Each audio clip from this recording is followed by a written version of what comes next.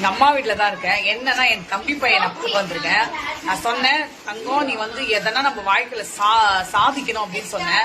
நீ என்னத்த சாதிக்கிறதெல்லாம் பத்தி பேசல, சாகசமே பண்றேன்னு சொல்லி பாத்தீங்களா, கொம்பு மேல ஏறி சாகசம் பண்ணி கைய உடைச்சிட்டு இருக்கான்.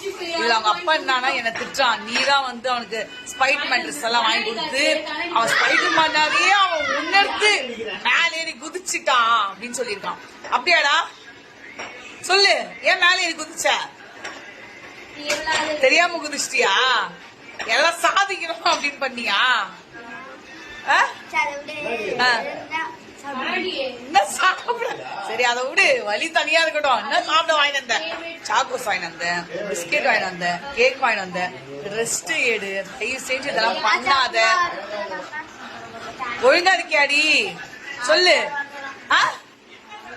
ஒழுங்கா இருக்கேன்னு சொல்லு.